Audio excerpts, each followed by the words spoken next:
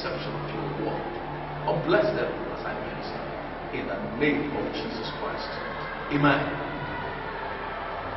Today, I am ministering on the topic which I captioned, Jesus is interested in your case. Jesus is interested in your case. And I'm taking my text from the book of Luke, chapter 13, from verse 10 to 13. And he was teaching in one of the synagogues on the Sabbath. And behold, there was a woman which had a spirit of infirmity 18 years, and was bowed together, and could in no wise lift up herself.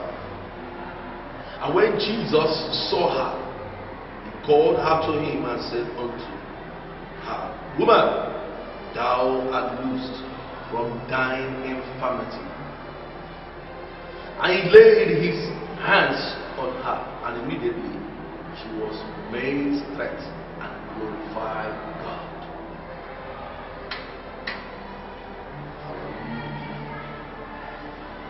Jesus is interested in your case. Jesus is interested in your case. No matter the nature of your case, whether the case you are experiencing has lasted for up to 18 years, lasted for 15 years, whether this problem has lingered on for 10 years, whether it's chronic or hereditary, whether it's ancestral, I don't want to know what it is.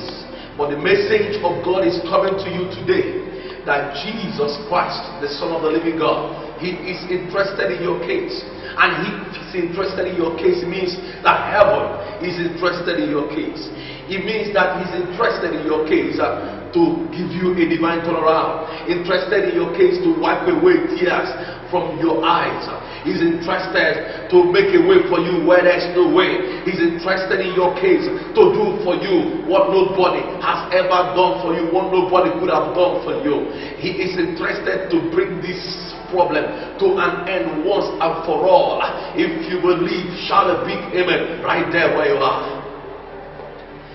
From the scriptures we read, the Lord Jesus Christ was teaching in the synagogue. And while He was teaching in the synagogue, He was distracted by the unusual sight of a woman that was disfigured and deformed in chronic crookedness. The Bible said that she has been in this condition for 18 years and could in no way raise herself. Jesus saw this woman and was touched. Jesus saw this woman and did not feel the way other people were feeling.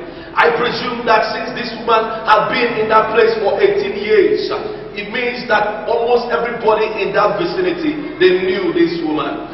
And I know the ways of the Pharisees and the Sadducees. They would have been using this woman as an object of public piety and demonstration of public charity. And that was all. Instead of helping this woman, they were using this woman for all kinds of philosophies and theories. And this woman was there in her condition. Yes, the Jews saw her evidential crookedness as a reference point for those people that were being strangled and squeezed by demons. They will tell you, go to that synagogue, you see that woman, she has been bent there for 18 years. How she was being possessed and oppressed and tied by demons. You see them giving the thing all kinds of analogy and blowing it out of proportion. And people were going for sightseeing. She was a reference point. Yes, some other Jews, some Jewish scholars, they saw this woman as a museum material, an object of tourist attraction and tourism. And they were coming to snap her with their camera. They will go and say, oh, look at how this woman has been bent, look at her condition. But that was not what was needed.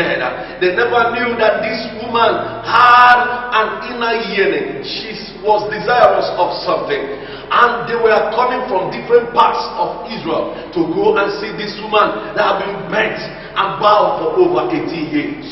Talking about the theological Jews, they try to philosophize and fantasize about this woman's situation. Ladies and gentlemen, brothers and sisters, they came with their Bible and their jotter. As they were looking at this woman, they saw this woman's case as a case study for the physical manifestation of the wrath of God. And they look at this woman. Could it be her sin? Which sin could lead to this type of deformity? They will be making their notes and snapping pictures. They will look at this one. It could be that this one is paying for her father's sins or grandmother's sins, and they were there theorizing about the woman's condition. But that was not what this woman needed. I tell you, this woman felt different from others. She felt a vacuum. She was in a personal world, and she was under emotional pain, emotional torture. She was preoccupied. She was saturated with rhetorical questions, asking God, why me? And yet I'm in this condition. Why have I attended all kinds of crusades? And yet I'm in this condition.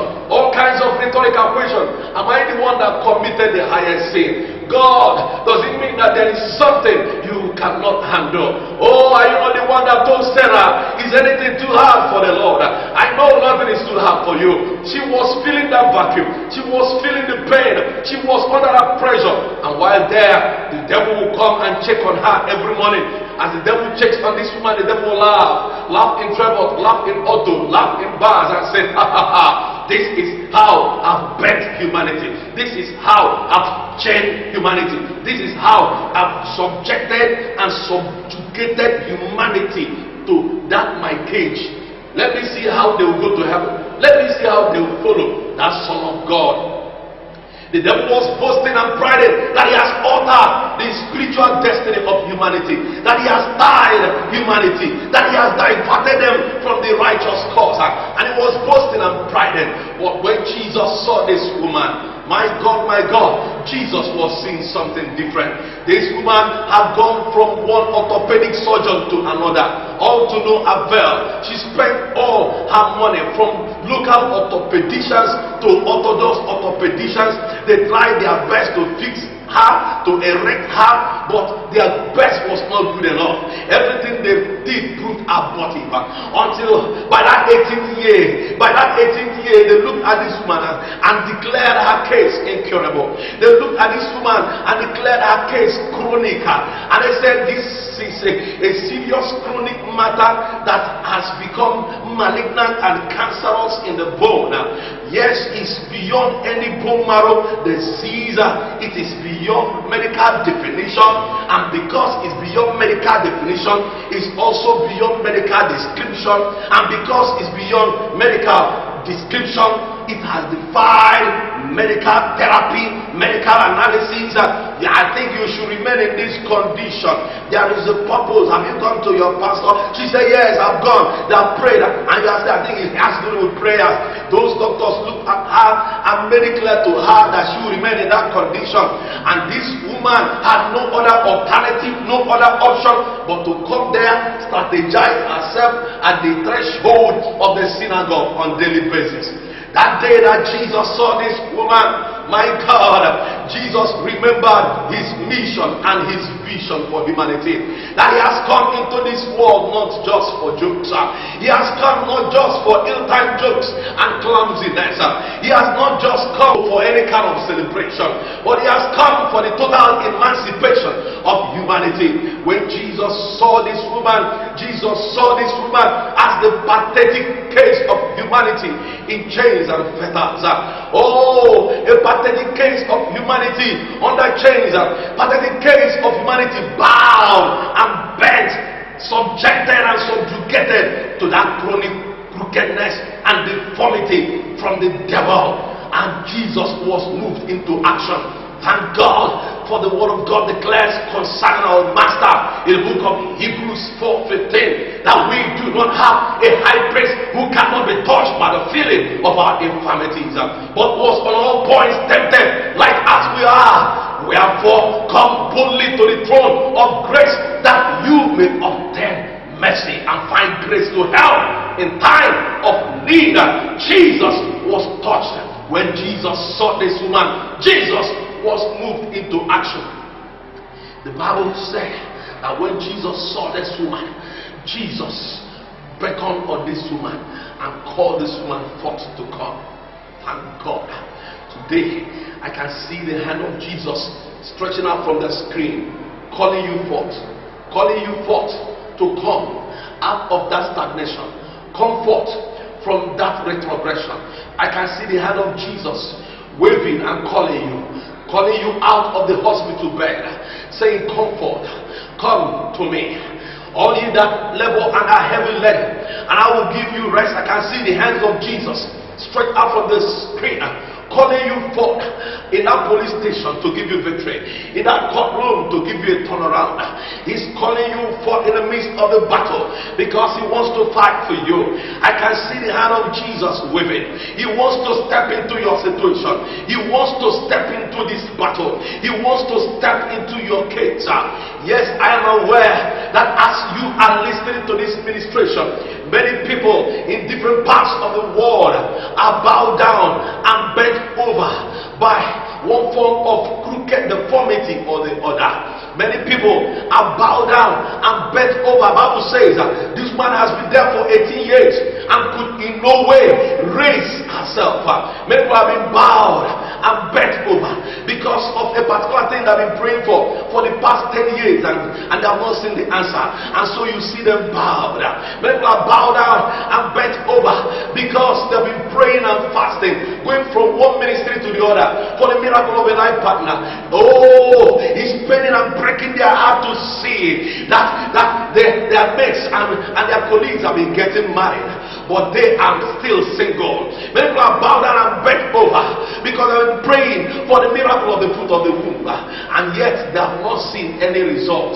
They have prayed and fasted, yet many people that got married with them the same year have finished having children, and yet they are still moving about, praying, going from one hospital to the other, from one gynecologist to the other, from one ministry to the other, all to get pregnant, and yet to no avail. Many people are bowed down and bent over because you woke up one morning and you saw that sickness in your body, and that sickness they say is terminal, that sickness they say is chronic, and you have been moving from one lab to the other, spending all your money and all to no avail. Before this sickness started, you were looking fresh, but now you have emaciated and you have lost a lot of blood, and you look at yourself in your mirror and you discover that things have fallen apart and the center is no more holding. Jesus is interested in your case.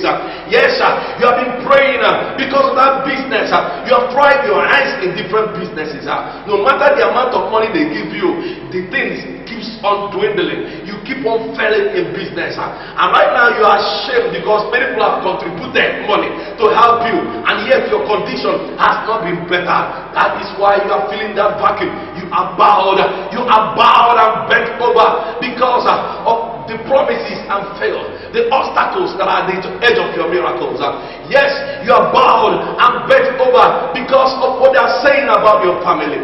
Oh, home enemies in the village, they have stigmatized your family and branded your family a bad name. That even your female siblings that should have gotten married, they have not married because of the evil venom coming out from home enemies. And when you remember what they are saying and what they are doing to your family in the village, you feel like changing your name. You feel like running away. Jesus is interested in your case. Oh, maybe you have been taking a particular exam for over 5 years and you are not passing that exam. People that started that subject and the course with you, that have all passed and graduated, you are still taking the same exam. And when you remember it, you are bound, you are tired. Maybe the devil is ministering to you, telling you that this case is an impossible case. Jesus is interested in your case. Oh, maybe you have graduated with 2-1 or first class, but you have not gotten the kind of job you wanted, and you have still been roaming about, wallowing in mediocrity and emptiness, and people are making a mockery of you. As of now, because it's been 5 years you graduated, no job, You have become a public ridicule. When you remember your condition, tears begin to flow from your eyes. So painful that people that did not even go to school like you are the people that are giving you pocket money. And when you remember these things, you are bowed and bent over. Jesus is interested in your case. It shall not be long. He will give you a divine turnaround. I don't know the problem you are passing through. I don't know the emotional torture you have been through. Maybe the thing has taken away sleep from your eyes, taken away your appetite. Maybe they are making a mockery of you. The whole scenario is like it's an impossibility. I'm here to tell you, Jesus is interested in your case.